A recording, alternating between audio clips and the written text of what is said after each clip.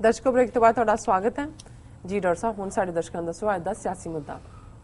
ਦੇਖੋ, ਅਸੀਂ ਆਪਣੇ ਲਾਸਟ ਪ੍ਰੋਗਰਾਮ 'ਚ ਫਰਾਈਡੇ ਜ਼ਿਕਰ ਕੀਤਾ ਸੀ, ਜਿਹਦੇ 'ਚ ਅਸੀਂ 65 ਵਾਰ, 1 ਰੈਂਕ 1 ਪੈਨਸ਼ਨ ਇਸ਼ੂ 65 ਦੇ ਵਿੱਚ ਇਹਨਾਂ ਦੀ ਕਿਵੇਂ ਬਦਦਿਆਨਤੀ ਸੀ ਕਿ ਇਹਨਾਂ ਨੇ ਵੈਸਟਰਨ ਕਮਾਂਡ ਦੇ ਲੈਫਟੀਨੈਂਟ ਜਨਰਲ ਹਰਬਖਸ਼ ਸਿੰਘ ਨੂੰ ਬਿਆਸਾ ਦੇ ਉਰਾਰ ਆਉਣ ਲਈ ਕਿਹਾ ਸੀ ਤਾਂ ਕਿ ਸਾਰਾ ਮਾਝਾ ਜਿਹੜਾ ਅੰਮ੍ਰਿਤਸਰ, ਗੁਰਦਾਸਪੁਰ, ਫਿਰੋਜ਼ਪੁਰ ਦਾ ਏਰੀਆ ਹਵਾਲੇ ਕੀਤਾ ਜਾਏ ਔਰ ਉੱਥੇ ਤਬਾਹੀ ਹੋਏ ਔਰ ਆਪ ਵੀ ਤਬਾਹੀ ਕਰਨੀ ਚਾਹੁੰਦੇ ਸੀ।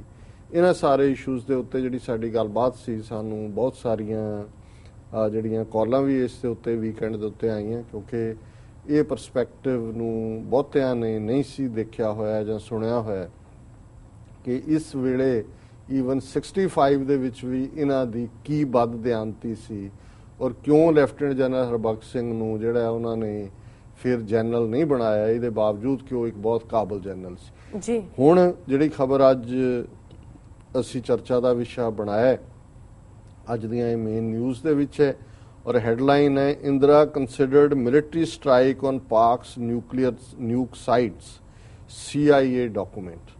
ਹੁਣ ਜਿਵੇਂ ਬਹੁਤ ਸਾਰੇ ਡਾਕੂਮੈਂਟ 30 ਸਾਲ ਬਾਅਦ, 25 ਸਾਲ ਬਾਅਦ ਕਈ ਵਾਰੀ ਕੁਛ ਉਹਨੂੰ ਵੀ ਰੀਰਾਈਟ ਕਰਦੇ ਨੇ, ਇਹ ਵੀ ਹਾਲਾਂ ਰੀਰਾਈਟ ਕੀਤਾ ਇਹਨਾਂ ਨੇ।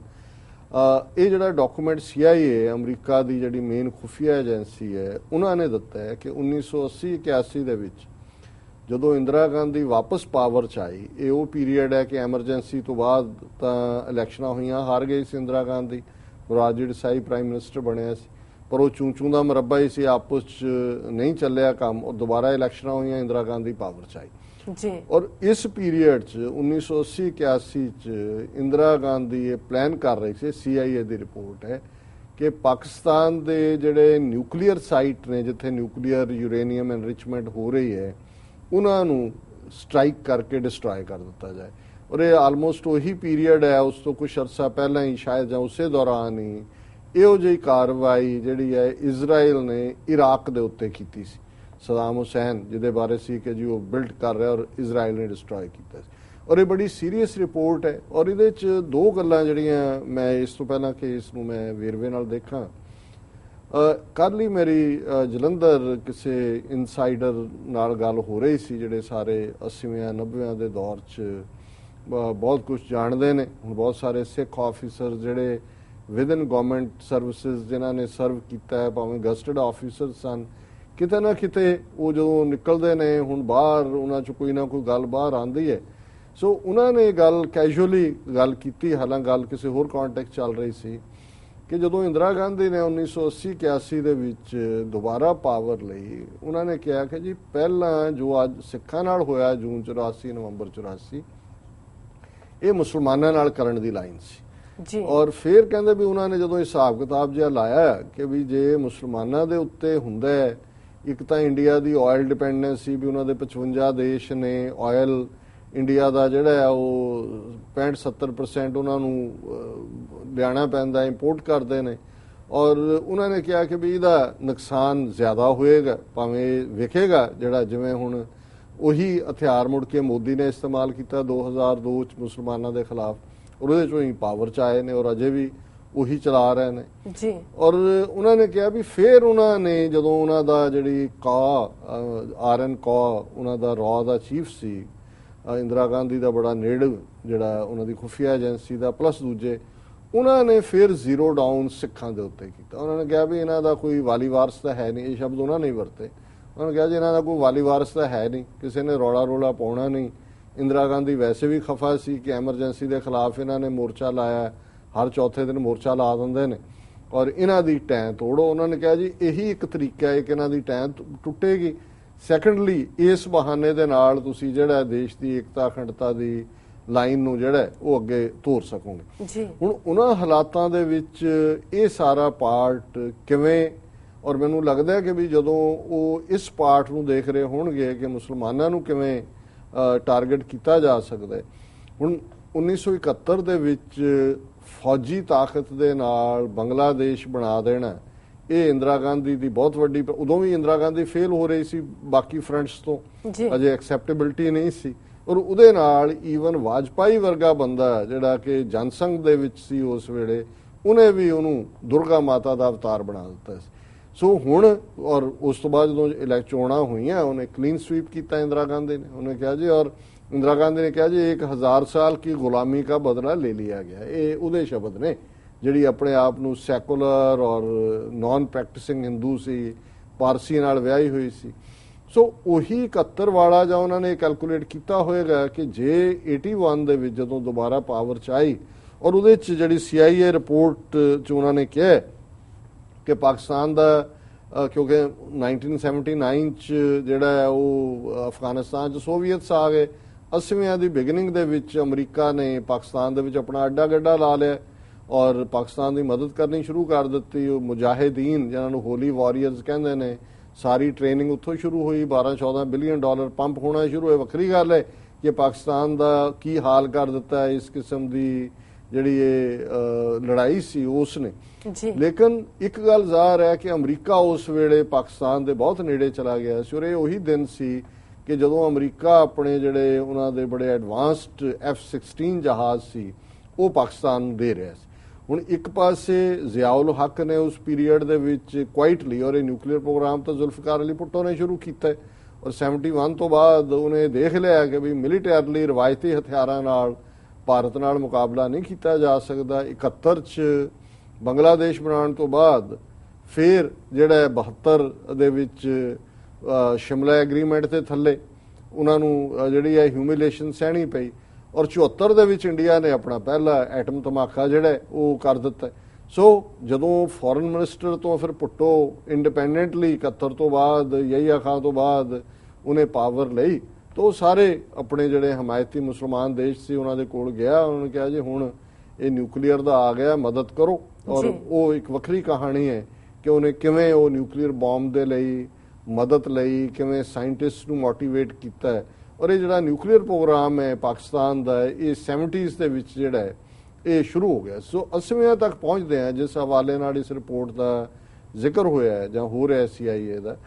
ਇਹ ਉਹ ਪੀਰੀਅਡ ਸੀ ਕਿ ਇੰਡੀਆ ਦੀ ਇੰਟੈਲੀਜੈਂਸ ਔਰ ਈਵਨ ਅਮਰੀਕਨ ਵੀ ਇਸ ਸਿੱਟੇ ਤੇ ਪਹੁੰਚ ਗਏ ਸੀ ਕਿ ਪਾਕਿਸਤਾਨ ਨਿਊਕਲੀਅਰ ਵੈਪਨਸ ਬਣਾਉਣ ਦੇ ਨੇੜੇ ਪਹੁੰਚ ਗਿਆ ਔਰ ਇੰਡੀਆ ਜਾਂ ਇੰਦਰਾ ਗਾਂਧੀ ਇਹ ਚਾਹੁੰਦੀ ਸੀ ਕਿ ਵੀ ਇਸ ਹਵਾਲੇ ਨਾਲ ਇੱਕ ਪਾਸੇ ਲੜਾਈ ਸ਼ੁਰੂ ਕੀਤੀ ਜਾਏ, ਪਾਕਿਸਤਾਨ ਨੂੰ ਜਿਹੜਾ ਉਹ ਪ੍ਰੋਵੋਕ ਕੀਤਾ ਜਾਏ। ਔਰ ਇਹ ਸ਼ਬਦ ਇਹਨਾਂ ਦਾ ਹੀ ਨੇ, in the extreme case if Indian concerns increase over the next 2 or 3 months we believe the conditions could be ripe for a decision by Prime Minister Indira Gandhi to instigate a military confrontation with Pakistan, primarily to provide a framework for destroying Pakistan's nuclear facilities, the then highly sensitive CIA report claimed.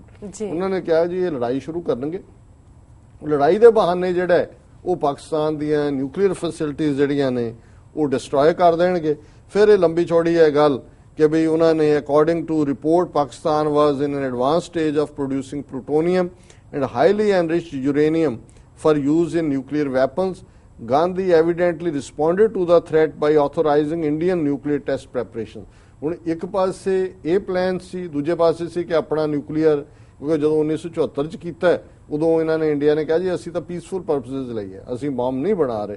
ਹੁਣ ਦੋ option ਸੀ ਇਹਨਾਂ ਕੋਲ, ਜਾਂ ਤਾਂ ਉਹਨਾਂ ਨੂੰ strike ਕਰੋ ਜਾਂ ਇਹ ਸੀ ਕਿ ਆਪਣਾ ਪ੍ਰੋਡਿਊਸ ਕਰੋ। ਸੋ ਇਵੈਂਚੁਅਲੀ ਬੇਸ਼ੱਕ ਉਹਨਾਂ ਨੇ ਸੈਕੰਡ ਆਪਸ਼ਨ ਲਈ, ਜਿਹਦੇ ਚੋਂ ਬਾਅਦ ਦੇ ਵਿੱਚ ਅਸੀਂ ਦੇਖਦੇ ਹਾਂ ਕਿ 1998 ਦੇ ਵਿੱਚ ਵਾਜਪਾਈ ਦੇ ਵੇਲੇ ਉਹਨਾਂ ਨੇ ਅਗੇਨ 5 ਧਮਾਕੇ ਕੀਤੇ ਔਰ ਪਾਕਿਸਤਾਨ ਨੇ 80ਵਿਆਂ ਦੇ ਵਿੱਚ ਕੋਈ ਧਮਾਕਾ ਕਰਕੇ ਨਿਊਕਲੀਅਰ ਆਪਣੇ ਆਪ ਨੂੰ ਨਹੀਂ ਸੀ ਡਿਕਲੇਅਰ ਕੀਤਾ। ਪਰ ਜੋ ਹੀ ਇੰਡੀਆ ਨੇ ਕੀਤਾ ਉਹਨਾਂ ਨੇ ਵਿਦਿਨ 2 ਵੀਕਸ ਜਿਹੜਾ ਉਹ ਆਪਣੇ ਆਪ ਨੂੰ ਨਿਊਕਲੀਅਰ ਪਾਵਰ ਬਣਾਇਆ।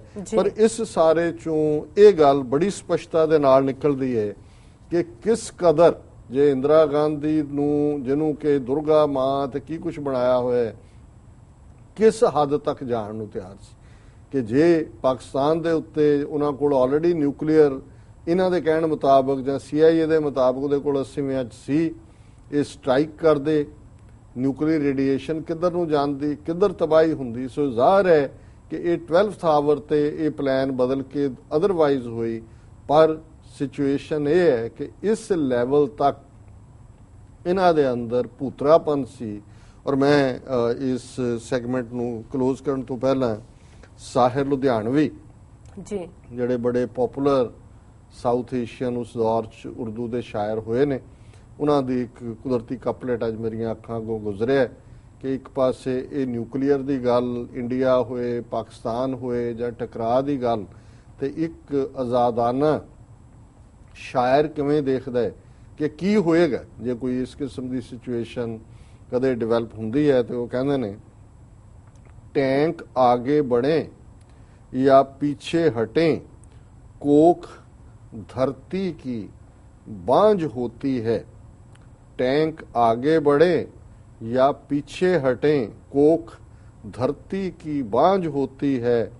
फतेह का जश्न हो या हार का सोग, जिंदगी मैतों पर रोती है। इसलिए ए शरीफ इंसानों, जंग टलती रहे तो बेहतर है। आप और हम सभी के आंगन में क्षमा जलती रहे तो बेहतर है। कि भाई जे इन द एंड जंग और जंग दा एंड न्यूक्लीयर च होना है तो फिर किसी दे वेड़े च भी दीवे दी लौ नहीं होनी। तो कौन जितेगा कौन हारेगा, टैंक अगे लंघ जान पिछे लंघ जान, अल्टीमेटली टैंकां दे गोले भी धरती नूं बांझ करते हैं, उहदी फर्टिलिटी नूं डिस्ट्रॉय करते हैं। तो जे इसे तरह ही ये नफरतां रहियां जंग दा और जिस किस्म दा इन्हां दा गंग हो एटीट्यूड इंदिरा गांधी 81 च करन नूं तैयार सी, सो उन्हें फिर वो जिहड़ी पाकिस्तान वाली फाइल बंद कर दित्ती ते सिखां नूं टारगेट कीता।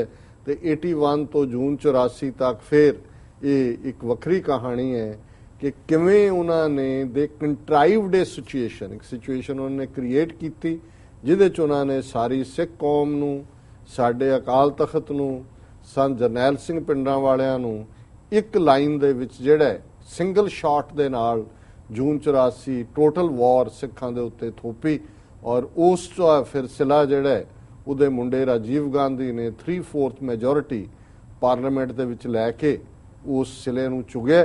पर किवें एक कौम नूं ही डिस्ट्रॉय करन दे लई इस वोटां दी राजनीति और ये ब्राह्मणवाद जिस नूं ना इस्लाम ना सिक्खी इस ये कदे हजम नहीं हुंदे, ये रड़कदे ने। सो जे इंदिरा गांधी दी नीति ये सी मुसलमानां प्रति पाकिस्तान प्रति ते अल्टीमेटली सिख दा विक्टम बने। अज तो वो ने जिहड़े डंके दी चोट ते कहंदे ने हिंदू हिंदी हिंदुस्तान ਅਸੀਂ 2020 तक सब ਨੂੰ ਹਿੰਦੂ ਬਣਾ ਦੇਣੇ। ਸੋ ਇਹ ਹਕੀਕਤ ਹੈ। ਤੇ ਜੇ ਸਾਡੇ ਅਜੇ ਵੀ ਬਹੁਤ ਸਾਰੇ ਭਰਾਵਾਂ ਭੈਣਾਂ ਨੂੰ ਇਹਨਾਂ ਦੀ ਜ਼ਹਿਨੀਅਤ ਜਾਂ ਇਹਨਾਂ ਦੇ ਐਟੀਟਿਊਡ ਜਾਂ ਇਹਨਾਂ ਦਾ ਨਿਸ਼ਾਨਾ ਇਹਦੀ ਸਮਝ ਨਹੀਂ ਹੈ ਤੇ ਫਿਰ ਸਤਿਗੁਰੂ ਹੀ ਰੱਖੇ। ਜੀ ਡਾਕਟਰ ਸਾਹਿਬ ਨਾਲ ਲੈਣੇ ਬ੍ਰੇਕ। ਵਿਊਅਰਸ ਤੁਸੀਂ ਸਾਡੇ ਨਾਲ ਇਸ ਤਰ੍ਹਾਂ ਬਣੇ ਰਹੋ, ਮਿਲਦੇ ਹਾਂ ਆਫਟਰ ਦਿਸ ਸ਼ਾਰਟ ਬ੍ਰੇਕ।